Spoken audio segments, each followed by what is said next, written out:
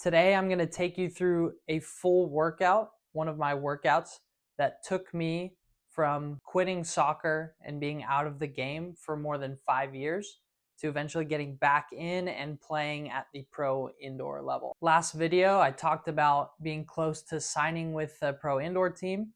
I haven't technically signed anything yet, but I played my first game, registered with the league, and done everything but put to paper. I'll clip right here.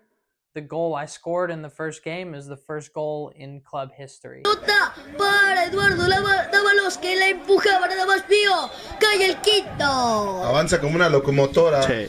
Muy bien ahí, Pache, que termina avanzando, se quita la marca del central, lo deja sembrado, mete el pase. Pache pudo haber definido, pero muy bien ahí, toca la pelota con Dávalos, que simplemente tiene que cachetear el balón y lo manda al fondo de las piolas. Hack trick. ¡Ay, Dios, qué golazo! ¡Gol! ¡Gol, damas y caballeros! Acaba de aparecer el Black Ops. Ahí responde con un derechazo, una bola espectacular que mandaba al ángulo superior. La verdad, gran gol. Marcador 5-1. 5-1 el marcador, y este la agarró con rabia, ¿no? La agarró sabroso, le terminó metiendo un derechazo bravo que dejó a Berna Valdovinos pues perplejo, ¿no? Se queda parado Berna Valdovinos ante la jugada que mete el jugador de los Black Ops. But today I wanted to take you guys through what I do in a day off from training, the work that I'm still doing. One of the workouts that has taken me from being a terrible athlete and injured and in pain all the time into feeling good and improving athleticism while barely actually even training on the field at all. So we're going to go through that. I'm going to go for a quick jog and I'll see you when I get back. All right, so I just got back from my jog. I did 20 minutes just going around the block. And then after those 20 minutes, I went to a steep hill nearby and I just did 5 little sprints on that hill. My goal when I go for a run is probably a little bit different than your goal and objective when you go for a run.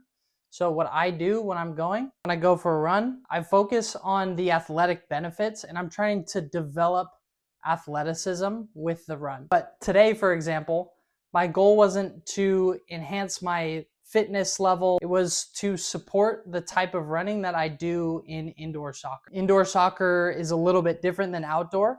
You run a lot shorter distances, but at a lot higher pace, and then you sub off and rest. So in indoor, you're sprinting for about 90 seconds and changing direction the whole time, which is a lot harder on the body. Versus outdoor, it's a lot more short sprints followed by a longer walk or a longer jog, and there's more recovery time built in. So I tried to simulate indoor soccer sprints today, but without ruining my body for training tomorrow. One thing that you're probably doing wrong with your runs is you're trying to gas yourself out and make yourself really, really tired. And that shouldn't actually be the goal. It should just be develop our athleticism with a very specific purpose. So I do very small amounts when I go for runs, either something like I did today with short accelerations and a steady pace jog, or we can do something like a max speed sprint. So now that I've gotten the run in, I'm going to take you through a very quick but very, very effective stretch workout that I use during the week. This workout takes 20 to 30 minutes, but you get way more out of it. My goal with showing you this is to get you to open your mind to how effective and how much you can actually get out of a workout, especially in a really small window. I only work out 2 to 3 times a week max in terms of my strength training, and most of the time I don't even use equipment. This back extension is more for my wife because she has a lot of back pain, but I hardly use any equipment, and it's still gotten me more athletic over the course of the last 5 years. So I'm going to take you through this and hopefully it opens your mind. This workout in particular, this stretch workout, should only take 20 to 30 minutes. So we start this workout with a wall stretch, and the details of how we do this are going to make the exercise effective or make it a waste of time. So listen very, very carefully to the way I describe everything, and then go and apply it, and you'll feel exactly what I'm feeling. So we first start by getting the ball of our foot on the wall. So we're not putting our toes on the wall like this, but the ball of the foot just like that. And then we're going to go at a distance away from the wall right here that is comfortable for the knee to handle.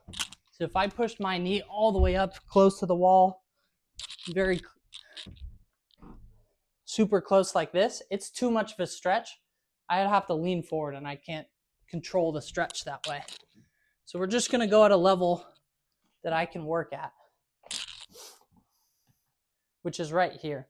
So I still feel a stretch here, but it's not too much for me that it's pulling me forward like this. The second thing we're going to do is lock our hands together and press them lightly into our thigh. This is going to start to activate the upper body as well. One thing you're probably missing with every single exercise you do is that your whole body isn't activated, just part of it. Most people will stretch and try and relax and shift around and stretch more and yank on the tissue right here. We're going to get way more out of it if we lock our hands and create a little bit of tension for the upper body and activate everything.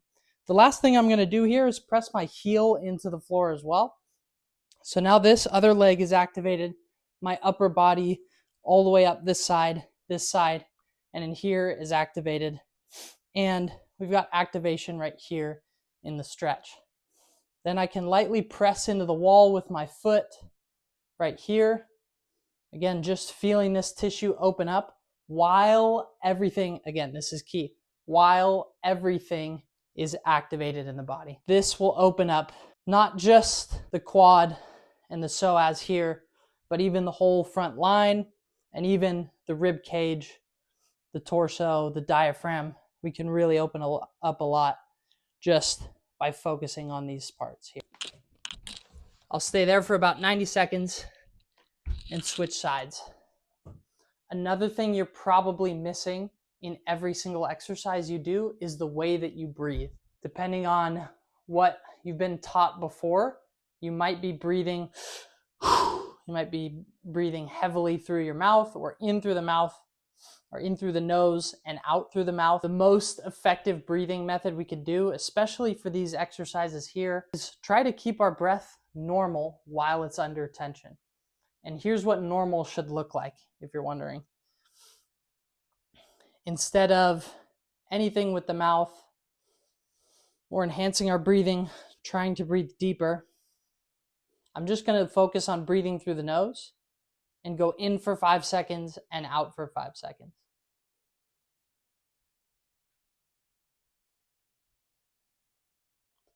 You'll find when you're under tension, this gets more difficult, but this should be your normal breathing pattern when you're doing anything. If you think in for 5 seconds and out for 5 seconds, you'll make this a lot easier for yourself to remember, and the stretch or exercise will be a lot more effective. So once we've opened up the tissue right here and really through the entire body with a good run for a warm up and then our wall stretch right here, we can get into the two main exercises, okay?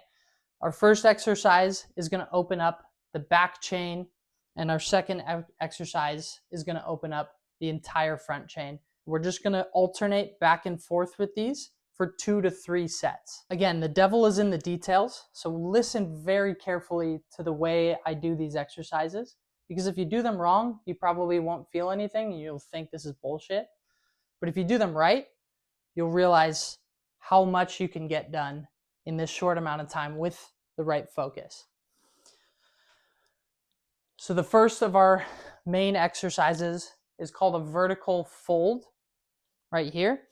What we're going to do is start by getting in a base athletic stance. What that looks like is this right here. Think if I was defending somebody in basketball or soccer and I could move either direction. I've got my feet pointed pretty straight. I've got my knees slightly in, not caved in, but not facing out either. And then I'm slightly bent over as well. Again, like I could move in my sport. Once we're nice and stable in that position, we're not too far forward where we lose our balance. We're not too far back where we lose our balance. We're right in the middle. And we're not overly hinging forward. We're sticking our butt out. We're just pretty neutral. Then we can focus on our fold.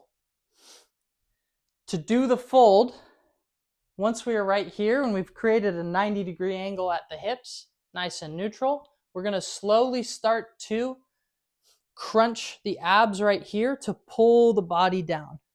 This is going to be a tiny little adjustment. A lot of the time we're thinking, can we stretch all the way down? Can I fold every vertebrae down? The changes we need to make are really, really small. So we don't even need to do all that. We're just going to go right here. I'll press my hands into my chest here as well to create that upper body tension, to keep the upper body switched on so we're not relaxed. And I'm going to crunch down just slightly while staying in that position. And I come back up. I'm trying to breathe nice and calm this whole time. Crunch down. I'm using my abs to pull me down into this spot and bringing my body back up. Using my abs, very small adjustment, pulling it back up.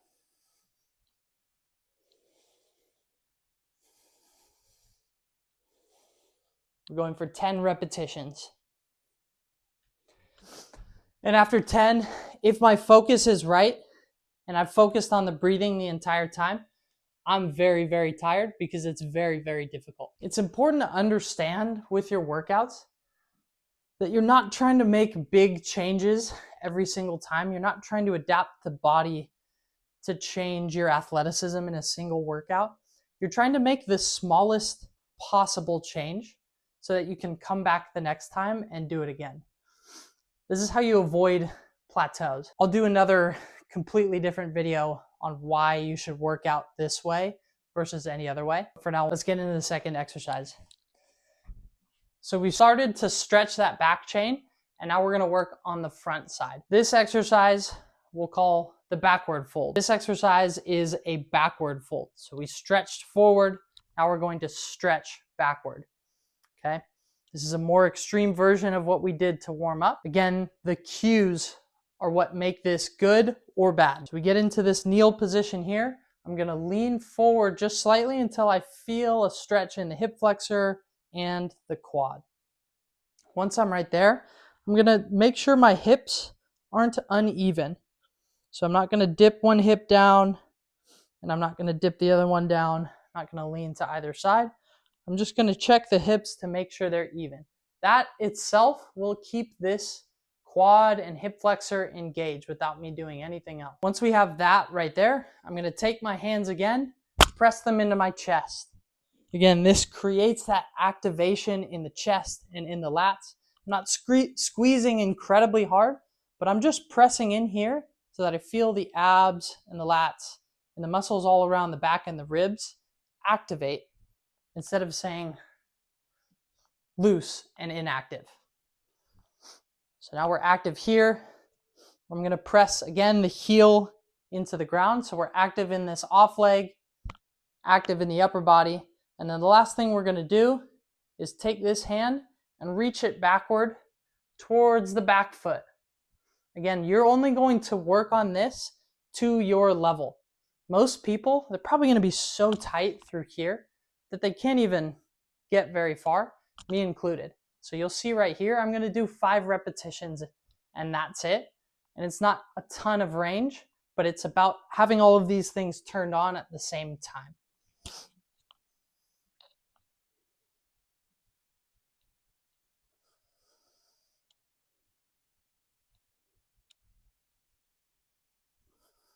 Notice I'm breathing calm.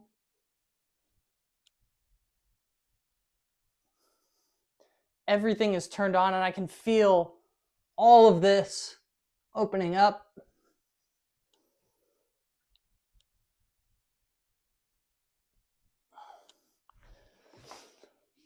And again, 5 repetitions with the right intent and focus, and I am already drained. It's really, really that effective.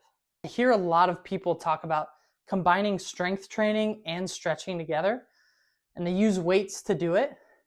And it's not that that's a bad concept, but it's more effective to think about it in terms of finding a deeper connection within the body. We don't just need to use weights to yank on our tissue and try and pull things into place or pull things apart to gain range in the body. But rather, we want to be able to turn every muscle on and off at will and at the same time. We'll get into the other side.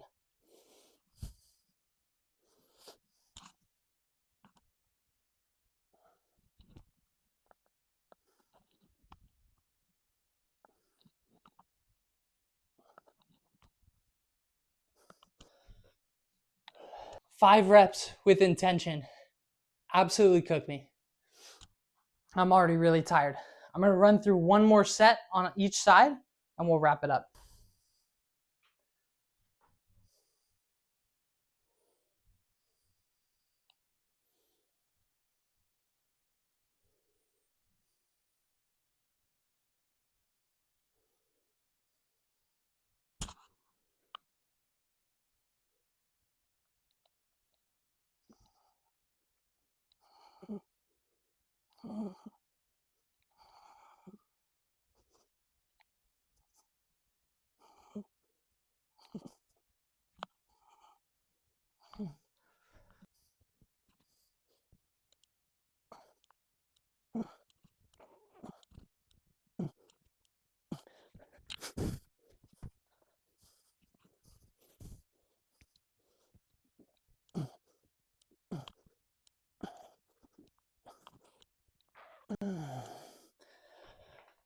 That's 2 sets.